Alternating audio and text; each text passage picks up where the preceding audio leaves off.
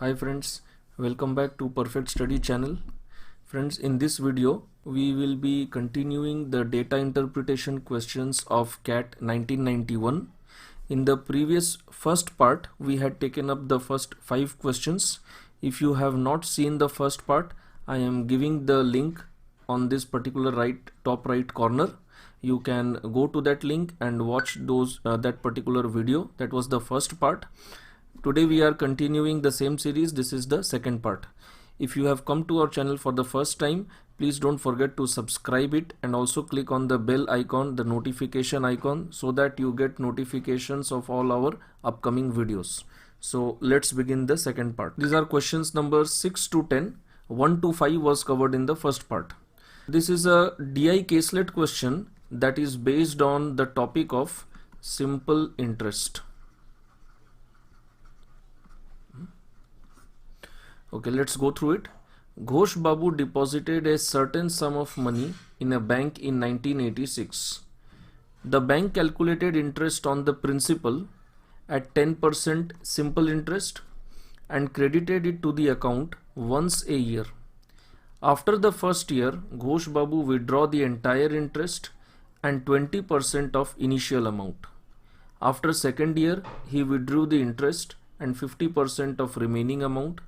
After the third year, he withdrew the interest and 50% of the remaining amount. Finally, after the fourth year, Ghosh Babu closed the account and collected the entire balance of rupees 11,000. So first we will just go through all the 5 questions. We'll have a quick glance. It is always advisable to have a quick glance at all the 5 questions, so we get a basic idea of what we are supposed to calculate and how much to calculate. Otherwise, we may end up wasting a lot of time in doing unnecessary calculations. So number 6, the initial amount in rupees deposited by Ghosh Babu was. 7th, the year at the end of which Ghosh Babu withdrew the smallest amount was. 8th, the year at the end of which Ghosh Babu collected the maximum interest was. 9th, the year at the end of which Ghosh Babu withdrew the maximum amount was. The total interest in rupees collected by Ghosh Babu was. Okay. Right friends. Now if you notice this particular caselet, the only numerical value which is given is this one, 11,000. Other than this, all are just percentage values, and this is the closing balance. So now how do we approach it? I will approach it by taking the initial value as 100. So let's just write the years here: 86, 87, 88, and we have 89. This is our year. Then the opening amount, let me take here as 100. Now if the opening is 100, after first year Ghosh Babu withdraws the entire interest. But how much is the interest? That is 10%. So let's write the interest here. 10% of 100, he will get 10 rupees interest in the first year.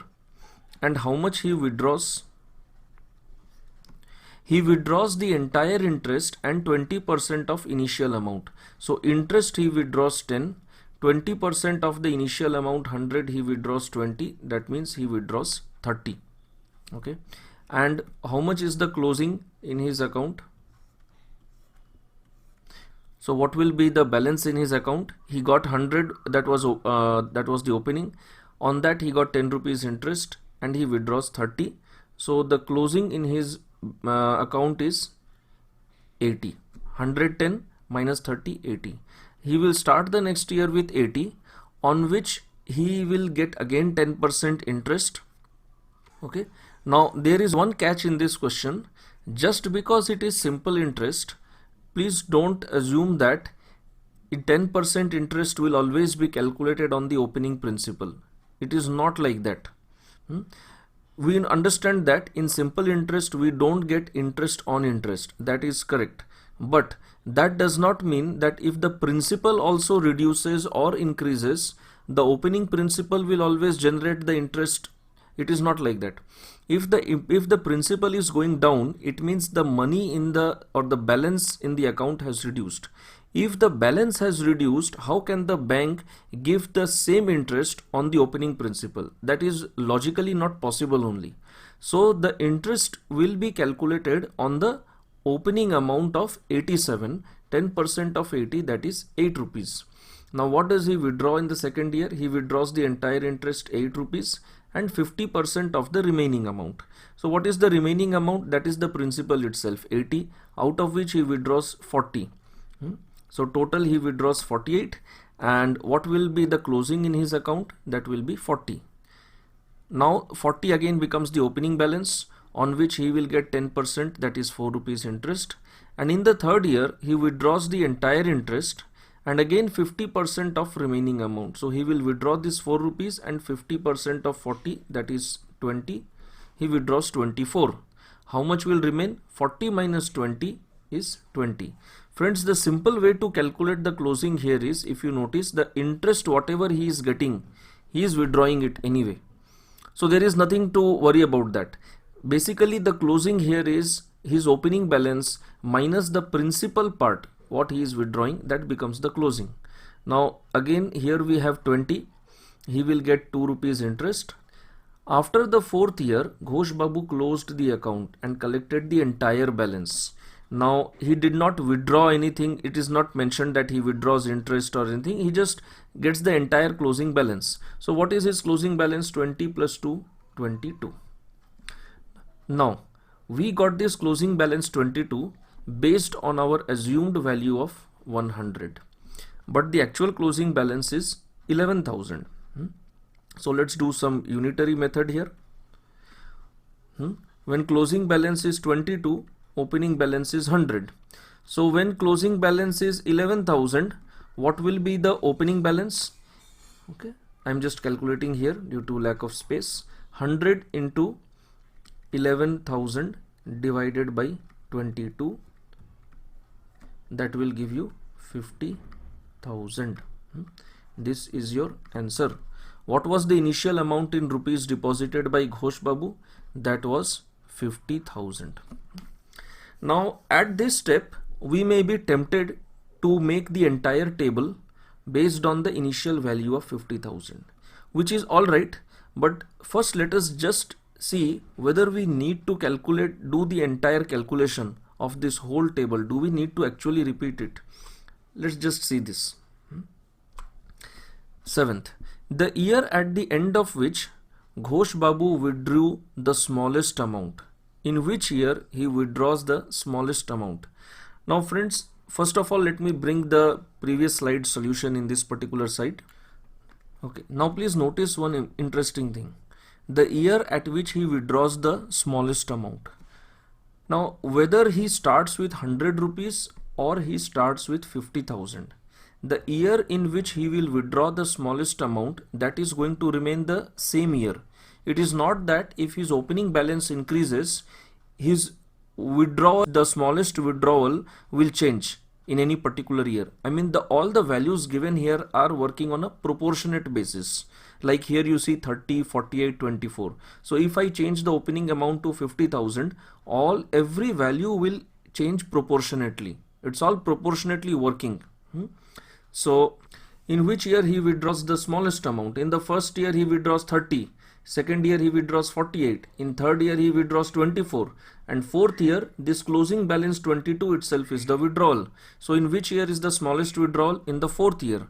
So that is very obvious. See, there is no need to calculate the whole table based on 50,000. Now let's go to the next one.